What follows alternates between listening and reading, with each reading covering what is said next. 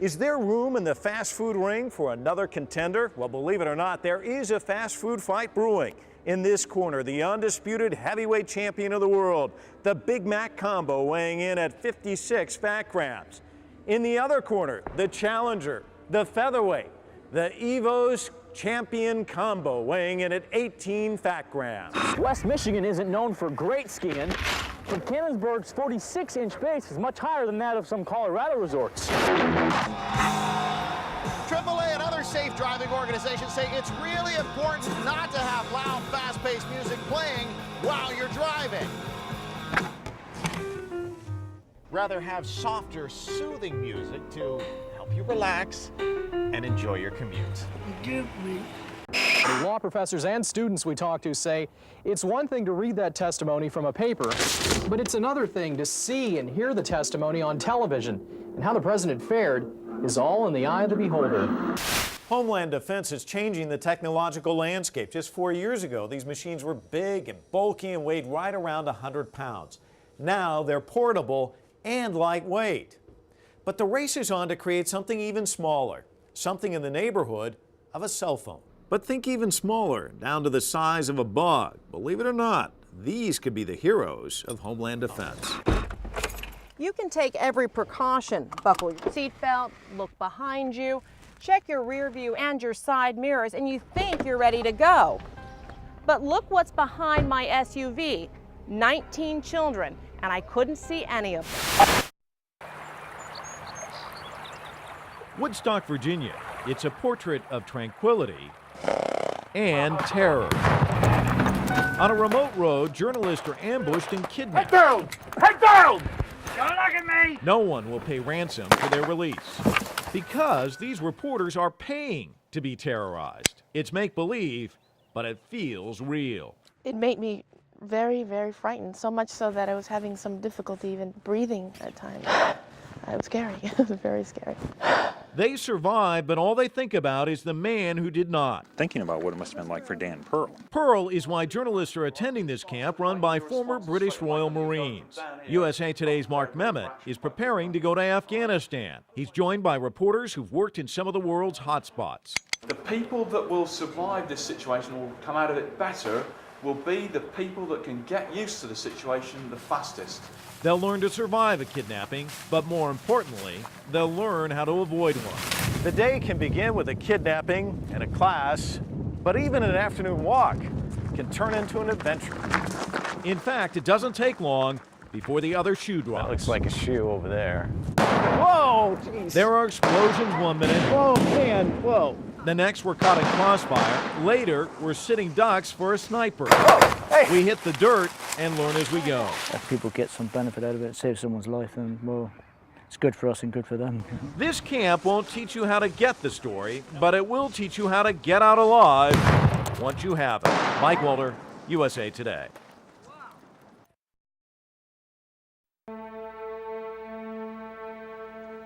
On an army base guarded by soldiers. Your driver's license and your registration. Behind closed doors, in an airtight locked cabinet. That's where disturbing evidence from the Holocaust sits today. Evidence that was preserved to make sure we never forget. And yet it was forgotten until an eccentric amateur researcher started asking questions. I wanted to know, what are these specimens? What happened to them? Where did these specimens go to? Ken Kipperman is the son of Holocaust survivors. Searching for information about his own family, he ended up studying strangers instead. Was this man murdered? Did he die of unnatural causes? Was he starved to death? Who is this individual? First, he found documents describing tattooed human skin harvested by the Nazis. Then he found the skins themselves. Several are held at the National Museum of Health and Medicine.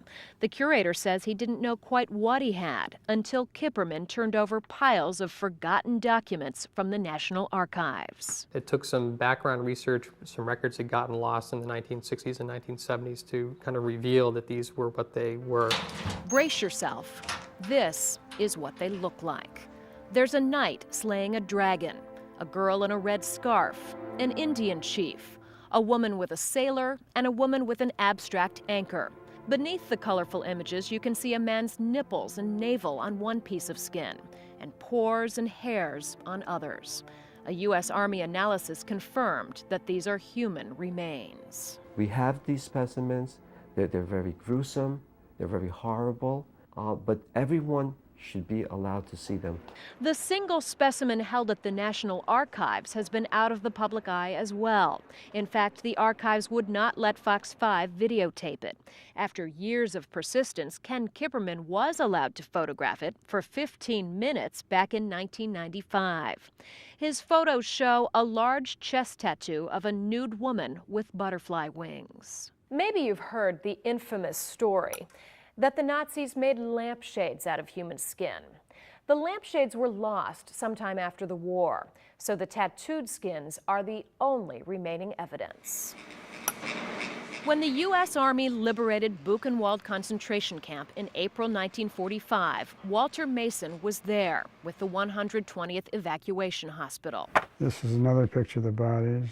Walter's Army scrapbook shows the infamous lampshade, hundreds of dead bodies, and the mysterious tattoo now held at the National Archives. The fact that it was a tattoo and somebody tacked it on a board as a mount was disturbing. So disturbing that the U.S. Army wanted the citizens of nearby Weimar to witness what their government had done. At first, the townspeople thought they were looking at colorful parchments. Then, realization dawned. The camera records the changes in facial expressions as the Weimar citizens leave the parchment display. They seemed to be generally aghast at what they had seen. So who ordered these repugnant acts? A woman, Ilse Koch, the commandant's wife and an SS officer in her own right. Her trial in 1947 was such big news, it's hard to believe it's forgotten today. She was tried twice and sentenced to life in prison. You can still see the exhibit numbers on the tattooed skins that were used as evidence. It was beyond comprehension, a total disregard for human beings as humans, like they were a separate grade that weren't eligible for compassion. After the trial, Army officials wrote home to Washington and suggested the tattooed skins would make, quote, valuable permanent exhibits and should be preserved for posterity. They wanted to document that these things were going on, and these were pieces of essentially forensic evidence that were being used in the war crimes trials. The U.S. Senate also wanted to document what went on in the concentration camps. In December 1948, the investigation subcommittee called a hearing. At that hearing, a man who had been forced to work in the lab at Buchenwald confirmed that fellow prisoners were killed for their picturesque tattoos. He said the SS ordered him to make a steady supply of human hides available as souvenirs, and he identified several Buchenwald tattoos, the same ones held here in Washington today. It's terrible, shocking, very shocking.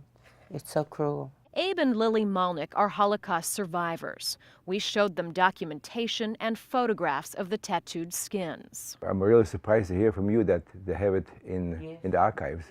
That's kind of shook me up, really. The Malnicks were shaken not by the sight of the tattooed skins, but because they had never seen or heard of them before. Both firmly believe these ghosts from the past should be displayed at a museum. I think it is important to display it, to show the world of what really happened to us, what a nation could do to people, to human beings. People will be shocked, definitely. But this is part of history. This is part of humanity, of human race. If it happened to us, it can happen to somebody else. It's quite possible that these unknown victims are not Jewish. Plenty of other political prisoners were killed at Buchenwald, plus Jewish law discourages tattooing. We asked Rabbi Nathan Abramowitz what Jewish law says about human remains. The body should be treated with the utmost respect, kvod hamet, the honor and respect due to the deceased, and it should be buried in its natural state and as quickly as possible. Abramowitz served as a Jewish chaplain in the U.S. Army after World War II and visited the death camps. Perhaps that's why he feels Jewish law leaves room for some exceptions. The problem is that these remains have evidentiary value. And since there are Holocaust deniers today, and it may be terribly important to preserve these remains, but there is a difference between preserving them and putting them on display. Should these remains of the Holocaust be brought into the light to bear witness or buried in the dark to show respect? Nobody wants to decide, and so they languish. Under guard, behind closed doors, locked away.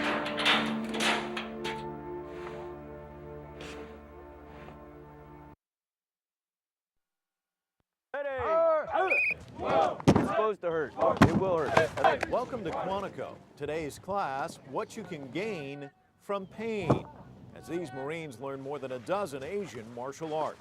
So is it Far Eastern? I don't know. I think this is as American as apple pie. It's the first time the Marines have made this a formal part of their hand-to-hand combat training. But with smart bombs and talk of Star Wars, is it really needed? We can bomb all we want, but until that Marine actually gets out and occupies the real estate, it doesn't belong to us. And this kind of training is going to give those Marines the confidence in themselves, psychologically and also physically, to be able to go and close with the enemy and occupy that real estate. Backers of the martial arts program believe in the approach, one mind, any weapon, but in many cases they feel the best weapon is the mind. You guys want to be Jedi Knights. And he's their Obi-Wan Kenobi, engaging their mind, teaching mental discipline. But does this new martial arts push mean Marines are trading their Hollywood image of John Wayne for Jackie Chan? That's the movies, and this is real life. We're not going to be wearing, you know, something out of a dojo with a gi or anything on.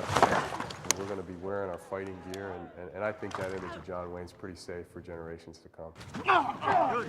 Bristol believes the country will be safer too with this new breed of martial arts Marines.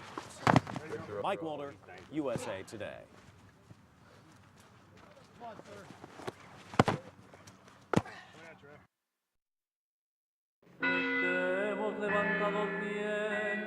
These piercing red eyes belong to a woman long hidden from view. Her name is Santa Muerte, the saint of death. She's a secret no more. Along with the Catholic Church, the current administration of Felipe Calderón has fingered her as spiritual enemy #1.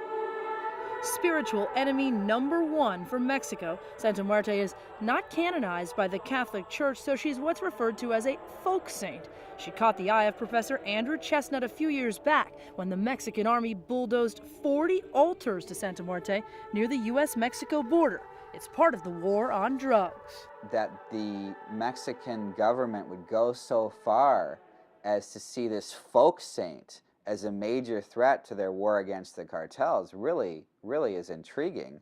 You see, Santa Muerte has developed quite a following among criminals. Many drug traffickers believe she can protect them from the long arm of the law. This photo of a Santa Muerte altar was snapped by the Drug Enforcement Administration, or DEA, during an investigation here in the D.C. area. Santa Muerte might appear actually gold embossed on a revolver, or in safe houses, altars are found. Ava Cooper Davis is the special agent in charge of the Washington division of the DEA. She's no stranger to Santa Muerte. Normally what we've seen is they pray for safe passage when trafficking drugs. They pray for safe negotiations during a drug transaction. Andres Chavarria runs a store in Adams Morgan called Botanica Yamaya. Criminals tend to her because they believe that they help them to get away from the law. Like What do you think of that? Hey, it's your faith. For obvious reasons, Santa Muerte is nicknamed the Bony Lady. She comes in different colors depending on different needs. And the black candle also can be lit for matters of harm to others. If you have a vendetta, an act of vengeance against somebody, some people would light a candle and ask Santa Muerte to go after their rivals or enemies. Now, Santa Muerte has a lot of different looks. Here, she's ready for Christmas. Business owners say that sometimes people who do a lot of gambling like to see her like this, adorned with money. And often, you'll see that she's clutching one of these, an hourglass. Surely the saint of death would know when time is running out. And time is key. Santa Muerte has developed a reputation for getting things done quickly. A lot of her followers are very poor, and their afflictions and problems are gravely and felt, and so they're looking for immediate solutions. They can't wait because they don't know maybe where that next meal is coming from. Andrew Chestnut is a professor at Virginia Commonwealth University in Richmond. He's written a book about Santa Muerte called Devoted to Death. He's even met the woman who helped popularize her. Here he is with Doña Queta. She lives in one of Mexico City's worst barrios, or slums. On November 1st, 2001, a humble quesadilla vendor in Mexico's most notorious barrio called Tepito decided to set out of her front door her life-size statue, her life-size effigy of Santa Muerte, which had been given to her as a gift from her son upon his early release from prison. People began making a pilgrimage to Doña Queta's home and her Santa Muerte. In just a decade, the spot has exploded with visitors. They bring offerings from smoke to food. The spot has even ended up in the Lonely Planet travel guide, number 73 on the list of 603 things to do in Mexico City. At Botanica Gran Poder in Langley Park, Maryland, they have rows and rows of Santa Muertes, some small, some huge. Like some people just prefer the silver because gold and silver represent money. And they are selling. There are cards and sprays and books. How She often sells would a you lot. say somebody comes in looking for them? Like once a day, more than, I can't even explain how many times they come. They come a lot. Different ways they ask for her, colors, standing up, sitting down, in a horse, perfumes, oils. It's very powerful.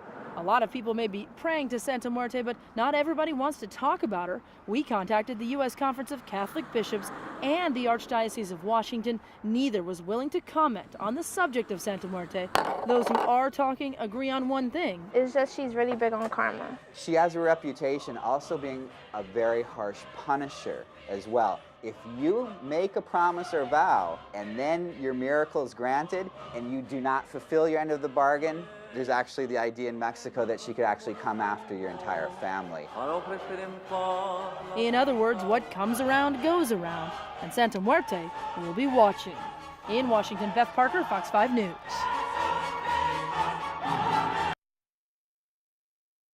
Hi guys, welcome to Camp Good Grief. How are you?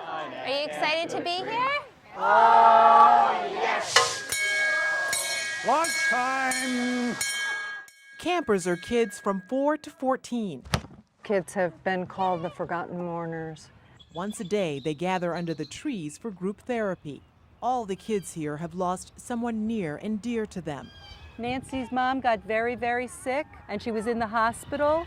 Here they learn grieving is okay. Somebody was pulling out at a red light, and then she flipped over in her car. Right, they hit her with their other car and flipped her car. They also learn the importance of remembering their loved ones. Okay, it's her mom's wedding ring that her dad gave her. It's one of the toughest days at camp. We spend a lot of time on feelings and a lot of time on learning to express feelings and exploring that with them and making it safe for them and to say whatever it is they need to say. This year was especially challenging for camp counselors. The boy said his father died in the World Trade Center. There are nearly a dozen kids at Camp Good Grief who lost a parent September 11th. At first, camp coordinators thought about putting the September 11th kids in a separate group. They soon realized keeping them together was the right decision. One of the little girls in the group looked at the kid who lost his dad in 9/11 and said, you know, I'd really be proud that my dad died in 9/11.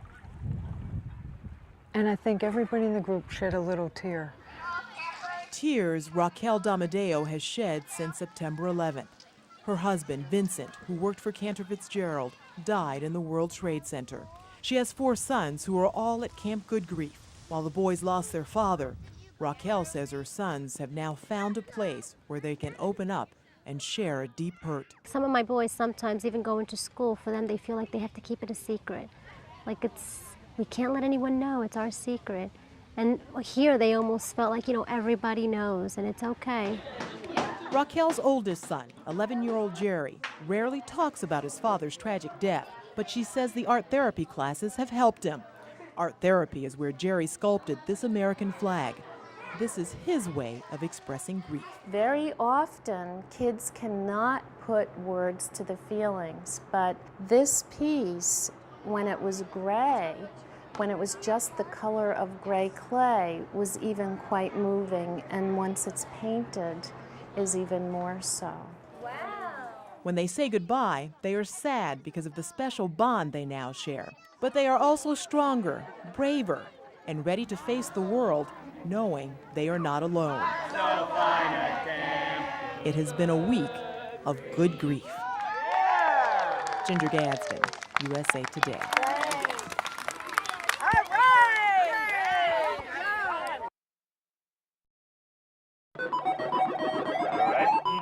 At the Engel household, it's not just the kids that jockey for time at the video game controls. 1,600 points. Whoa. Here, Jason and his boys are playing old favorites like Pac-Man and Asteroids. Over at Tim Atala's, You gotta pass. Don't hog the ball. the guys are working over the buttons in search of the big score. Oh. But game time is more than just a way to bond or blow off steam. These virtual reality sessions are helping to sharpen real-life skills. Manual dexterity and spatial orientation and perception of 2D depth. Those skills are especially important, considering that Dr. Tim Atala and Dr. Jason Engel are using them to learn and perform complex robotic surgeries. I'm gonna cut here. I got lots of length. Spatulate here.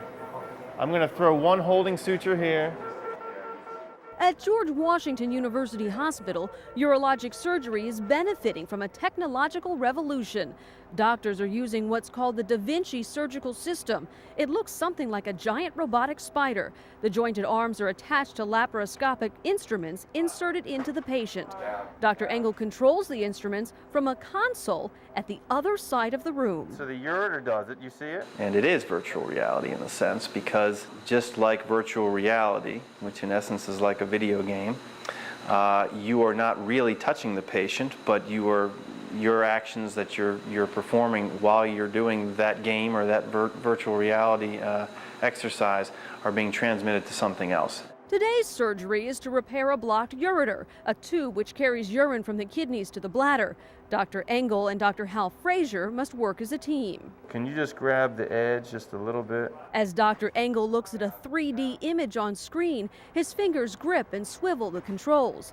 Inside the patient's abdomen, the instruments mimic the 7 degrees of motion in the human hand and wrist.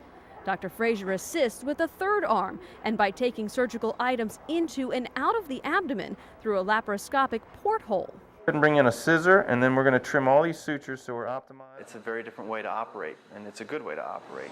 Surgeons and residents who grew up playing once cutting-edge video games are finding all that time in front of the tube wasn't wasted after all. Well, I think playing video games as a child and up till now, I think, has helped me develop several things. One is manual dexterity. Two is probably getting used to operating something that's on a screen as opposed to something in real life that's in my hands. And I can absolutely see how playing games at home would indeed be an exercise that is very applicable. In fact, research shows that to be true. A study found that surgeons who played video games more than 3 hours a week made 37% fewer mistakes when performing laparoscopic surgery and completed the task 27% faster than their non-game playing counterparts. Future applications are astounding. It means that surgeons in one city could operate on someone across the country or across the world, perhaps even in a military battle zone. There's also very real benefits for today's patients. Classically, through an open incision, this patient would have a month or two to get over their incision, and perhaps longer than that, but this patient will go home in 2 days and will have very little pain in a week or two. The technique is also used for delicate prostate removal surgery, where preservation of minute nerve tissues can mean less chance of complications like incontinence and impotence. The Da Vinci is so revolutionary and exciting. I don't miss the old way. It also gives them a good excuse to get in a few more games at home. Right, I'm training for work tomorrow. I've used that before. And one day they may be using it to benefit you. Melanie Olnwick, Fox 5 News.